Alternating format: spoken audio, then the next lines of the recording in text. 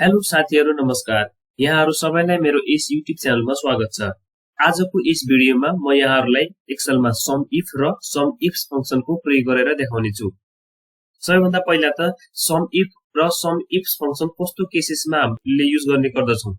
Some if function भनेको यदि हामीले एक्सेलमा कुनै पनि कन्डिसन दियौं र त्यो कन्डिसन सेटिस्फाई गर्ने सेलहरुको सम निकाल्नु पर्यो भनेपछि हामीले सम इफ फंक्सनको प्रयोग गर्ने गर्दछौं। त्यसैगरी यदि दुई वा दुई भन्दा बढी कन्डिसनहरु एकमुष्ट सेटिस्फाई गर्ने सेलहरुको सम निकाल्नु पर्यो भनेपछि हामीले सम इफ फंक्सनको प्रयोग गर्ने गर्दछौं।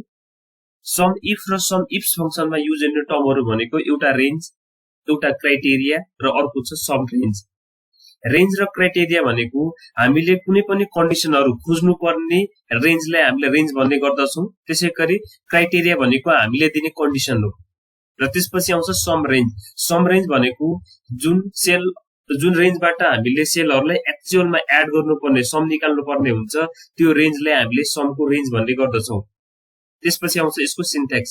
सम इफ फंक्सनलाई प्रयोग गर्नको लागि हामीले रेन्ज दिने, त्यसपछि कमा दिएर क्राइटेरिया दिने, त्यसपछि हामीले कमा दिएर समको रेन्ज दिने गर्दछौं।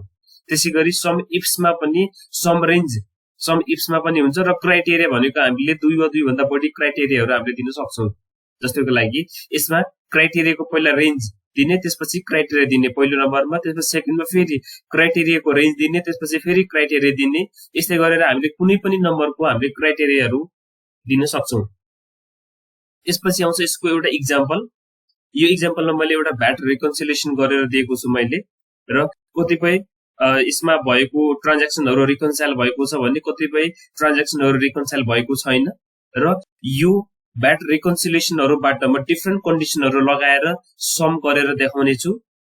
सबैभन्दा पहिला अब यसमा मैले कन्डिसनहरु के दिएको छ भन्दाखेरि मलाई यो भ्याटको रिकन्सिलिएसन सिटबाट श्रावण महिनाको टोटल निकाल्नु पर्यो। त्यसको लागि म के गर्छु भन्दाखेरि यसमा सम इफ फंक्सन म युज गर्छु।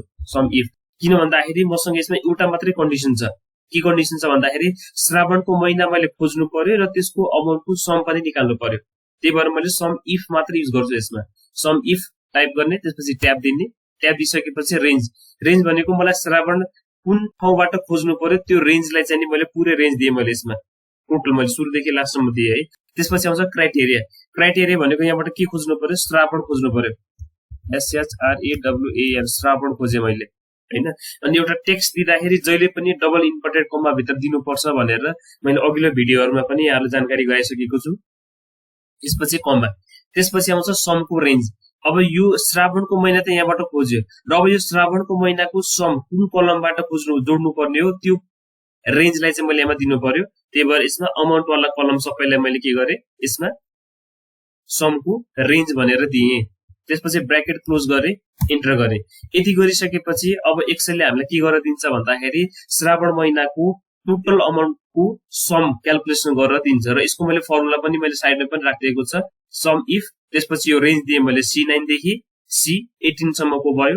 त्यसपछि श्रावण टाइप गरे, यसलाई चाहिँ डबल इन्भर्टेड कोट भित्र दिए। त्यसपछि लास्टमा दिएको भनेको समको रेन्ज हो। यो भनेको F9 देखि F18 सम्म यसमा आएको छ। अब श्रावण महिनाको टोटल जोडेर हेर्छु म यसमा चाहिँ जोडेर हेर्दाखेरि पनि सेम नै आउनु पर्यो। श्रावण महिना भनेको यो सबै टोटल, यसलाई मैले एन्टर गर्दाखेरि 74,000 आयो। यसमा पनि 74,000 नै क्याल्कुलेसन गरेर दिएको छ।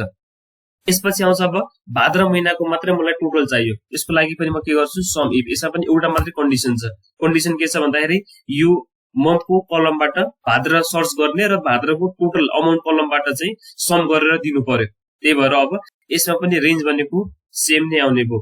त्यसपछि मैले कमा गरे, यसमा अब मैले के दिनु पर्यो, भाद्र। यो पनि डबल इन्भर्टेड कमा भित्र हुनु पर्यो। त्यसपछि कमा, त्यसपछि फेरि समको रेन्ज दिनु पर्यो। समको रेन्ज भनेको अमाउन्टको कलम आउँछ। यसलाई ब्र्याकेट क्लोज गरे, एन्टर गरे। यसमा 95,000 आयो भाद्र महिनाको टोटल। यसलाई पनि म म्यानुअली क्याल्कुलेसन गरेर हेर्दाखेरि कति आउँछ, 95,000 नै आयो। मैले अब यसमा ल श्रावणको महिनालाई मैले यसलाई पनि मैले भाद्र गर्दिए।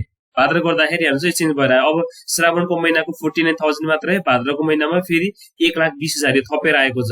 मैले फेरि यसलाई पनि मैले भाद्र गर्दिए, ल भाद्र गर्दिए हैन। फेरि घट्दै आइरहेछ, यो पनि मैले भाद्र भाद्र भाद्र। अब सबै भाद्र भएको भएर साउनको महिनामा 0 भएर आयो र भाद्रको महिनामा सबैको सम सबैलाई जोडेर दियो यसमा। जस्तै अब फेरि मैले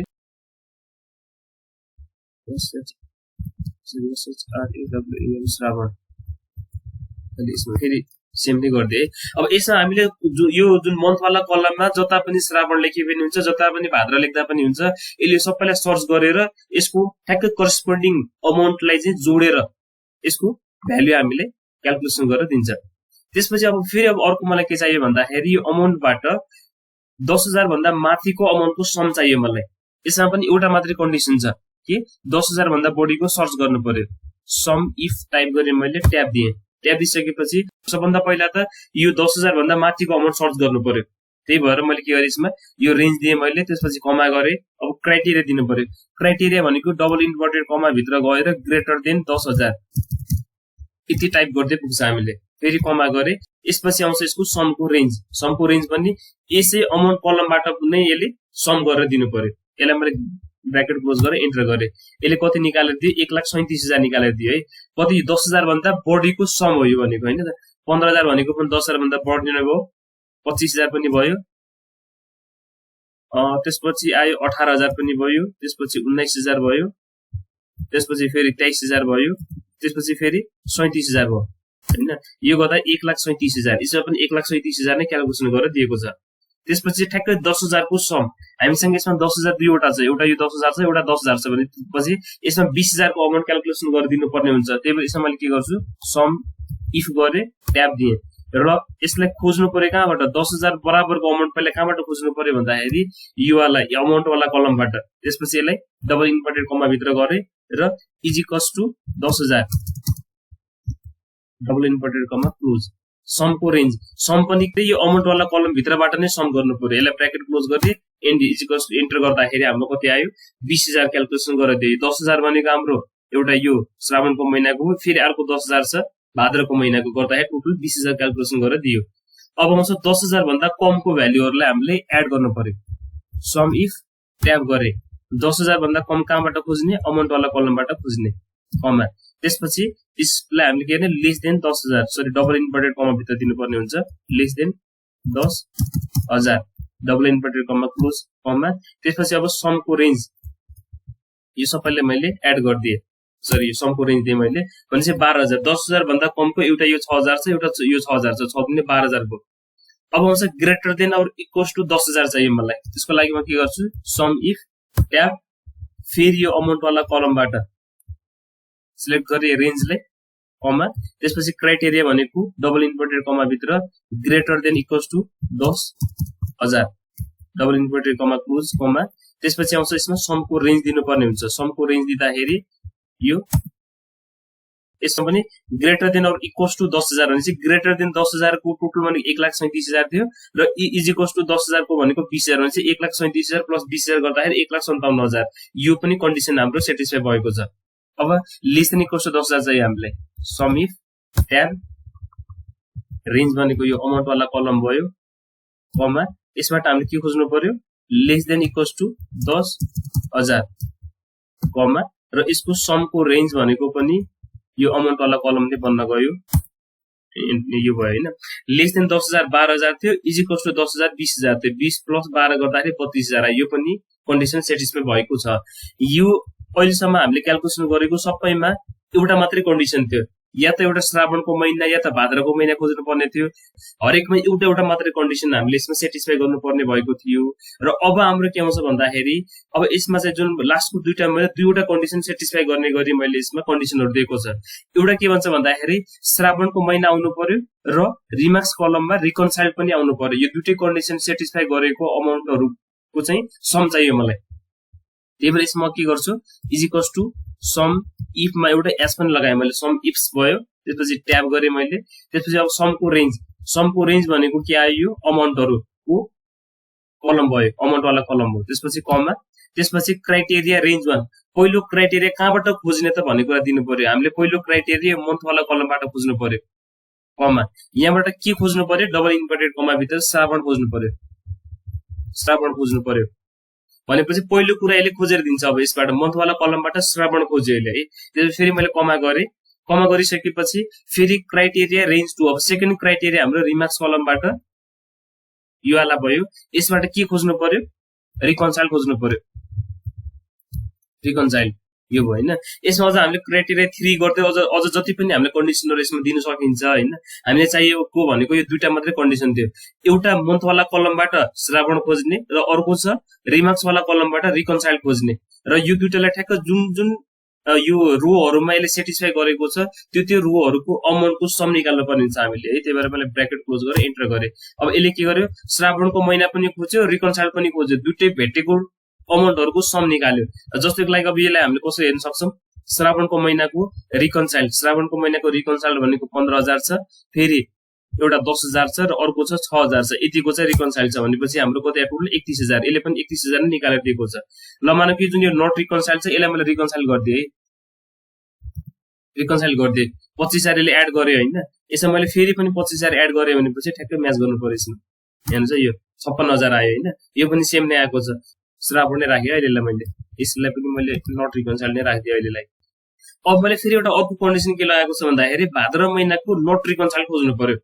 यसमा पनि दुईटा कन्डिसन भयो, एउटा मन्थको कलमबाट भाद्र खोज्नु पर्यो र एउटा रिमार्क्सबाट नट रिकन्साइल खोज्नु पर्यो र यो यसैको करस्पोन्डिङ अमाउन्टलाई चाहिँ सम गरेर दिनु पर्यो है यसको लागि। त्यही भएर मैले के गर्छु सम इफ्स लगाए, ट्याब गरे, त्यसपछि समको रेन्ज दिनु पर्यो कमा, त्यसपछि क्राइटेरिया 1 को रेन्ज। यसलाई मैले अघि चाहिँ पहिला मन्थलाई दिएको थिएँ हैन। पहिला मन्थलाई दिए पनि हुन्छ, रिमार्क्स वालालाई दिए पनि हुन्छ, यसले केही पनि फरक पार्दैन, जताबाट पनि गर्न सकिन्छ हामीले कमा। त्यसपछि यसमा मैले अब के दिएँ नट रिकन्साइल भनेर दिएँ है। यसपछि फेरि कमा गरे। अब सेकेन्ड क्राइटेरिया अब हामीले मन्थबाट खोजौं, मन्थबाट कमा गरे। यसमा फेरि के खोज्नु पर्यो भाद्र। अब इन्भर्टेड कमा क्लोज इन्टर। यो गरिसकेपछि 60000 आउने भयो है। अब यसमा के खोजे मैले भाद्रको महिनाको नट रिकन्साइल, एउटा यो छ नट रिकन्साइल र एउटा 37000 छ, टोटल भनेको 60000 छ। अब यसले पनि सही क्याल्कुलेसन नै गरेर दिएको छ। अब ल मानौं कि यसमा मैले कुनै पनि नट रिकन्साइल थप दिए भनेपछि नट रिकन्साइल गरे भनेपछि 60 छ, 6000 एड हुन्छ भनेपछि 66000 आउने भयो यसरी। आशा छ तपाईले यो भिडियो हेरिसकेपछि अब सम इफ र सम इफ्स फंक्सनलाई इजिली युज गर्न सक्नुहुन्छ। तपाईहरुलाई मेरो भिडियो मन परेको खण्डमा लाइक, शेयर तथा सब्स्क्राइब गर्न नभुल्नु होला र यस्तै खालको अन्य कुनै पनि भिडियो तपाईहरुले चाहिन्छ भनेपछि कमेन्ट सेक्सनमा मेन्सन गर्न नभुल्नु होला। तपाईहरु मसँग फेसबुक पेजको मार्फत जोडिन चाहनुहुन्छ अथवा लिंक्डइनको थ्रुबाट जोडिन चाहनुहुन्छ भनेपछि मैले डिस्क्रिप्सन लिंकमा यसको डिटेल मेन्सन गरिदिएको छ। यति भन्दै आजको यस भिडियोलाई यही नै अन्त्य गर्न चाहन्छु। Thank you so much for watching my YouTube channel.